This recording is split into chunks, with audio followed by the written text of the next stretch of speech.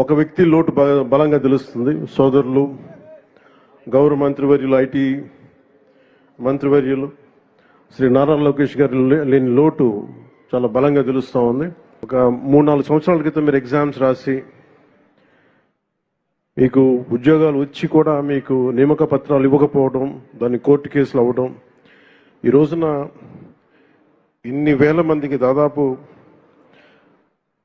6,100 పోస్టులు ఈరోజు ఈ విధంగా ఒక పండగ వాతావరణం జరుపుకుంటున్నామంటే దానికి మూల కారకులు గౌరవ ముఖ్యమంత్రి శ్రీ నారా చంద్రబాబు నాయుడు గారు.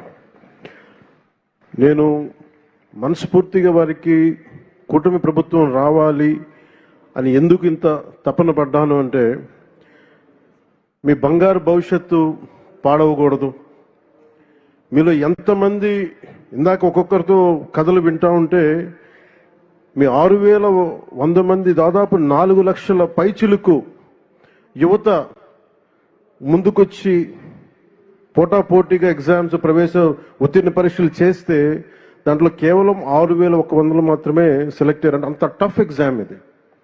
ఒక్కొక్కరు post graduation, BSc chemistry, MSc, MA, BSc computer science ఇవన్నీ చదువుకుని ఇంత చదువుకున్న వ్యక్తులు ఒక సమాజానికి రక్షణ ఇచ్చే ఒక కానిస్టేబుల్ ఉద్యోగానికి వచ్చినందుకు మీ అందరికీ పేరు పేరున హృదయపూర్వక ధన్యవాదాలు తెలుపుకుంటా ఉన్నాను.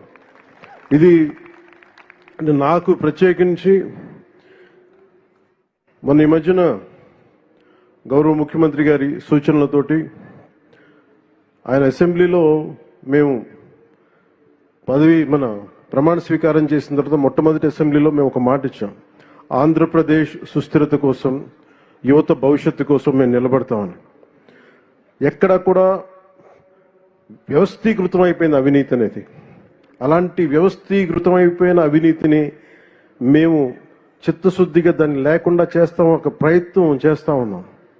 దాంట్లో భాగంగానే ముఖ్యమంత్రి గారి దృష్టికి తీసుకెళ్లి పంచాయతీరాజ్లో దాదాపు 10,000 మంది పైచిలుక్కి ఒకేసారి మేము ప్రమోషన్స్ ఇవ్వడం జరిగింది. ఇది ముఖ్యమంత్రి గారి దార్శనికతకి, వారు పంచాయతీరాజ్ వ్యవస్థలో ఎలాంటి అవినీతి లేకుండా ముందుకు తీసుకెళ్లిన వారి సలహాలు, సూచనలే నేను 10,000 మందికి మేము ఒకేసారి ప్రమోషన్లు ఇవ్వడం జరిగింది. అదే కోవలో 6,000 మంది దాదాపు 4 నుంచి 5 సంవత్సరాలు అనుకుంటారు మీ అందరూ మీ ప్రవేశ పరీక్షలు రాసి నియామక పత్రాలు వచ్చిన తర్వాత ఇవ్వలేకపోయినందుకు ఒక 3 సంవత్సరాలు, 3.5 సంవత్సరాల విలువైన కాలం కోల్పోయారు అందరూ. ఆ కాలాన్ని ఎవరు తిరిగి తీసుకురాలేరు.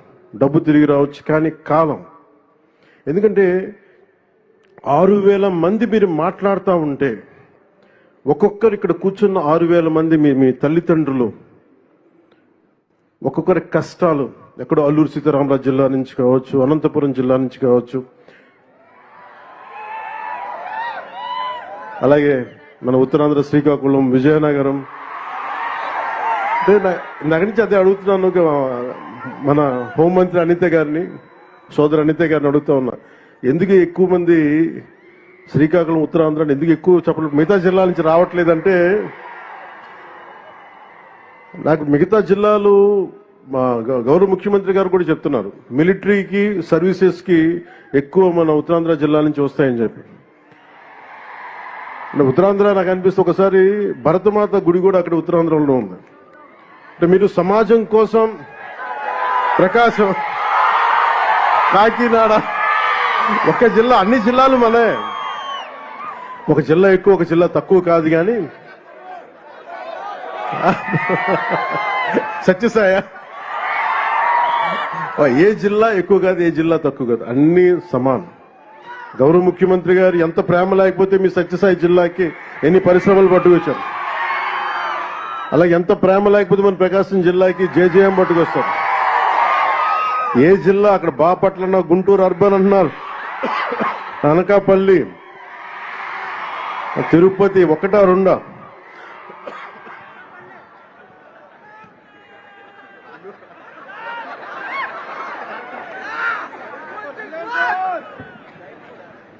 ఈరోజు ఇలాంటి పండగ వాతావరణం సందర్భంలో ఒక వ్యక్తి లోటు బలంగా తెలుస్తుంది. సోదరులు, గౌరవ మంత్రివర్యులు, ఐటీ మంత్రివర్యులు శ్రీ నారా లోకేష్ గారు లేని లోటు చాలా బలంగా తెలుస్తూ ఉంది.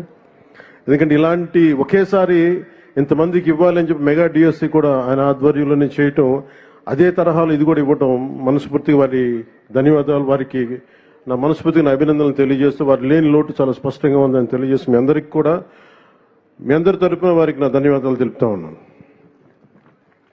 అలాగే ఇందాక లోకి బాబురావు గారు మాట్లాడింది నాకు ఎంత కదిలించేస్తున్నాయంటే, మీ కథలు కుందరపు మణికంఠ గారు కావచ్చు, కసింశెట్టి అఖిల్ గారు కావచ్చు, కొమ్ము శిరీష గారు కావచ్చు, షేక్ గండ్లూరు హఫీజం గారు కావచ్చు, ఇట్లా 6,000 మందిని ఒక్కొక్కరిని మీరు ఎలా సెలెక్ట్ అయ్యారంటే ఒక్కొక్క కథ ఉంటుంది. నేను మా నాన్నగారిని చూసేవాడిని. నాకు ఊహ తెలిసేటప్పటికి మా నాన్న పెట్టి ఆఫీసర్. ఆయన ఒక కానిస్టేబుల్కి ప్రారంభమై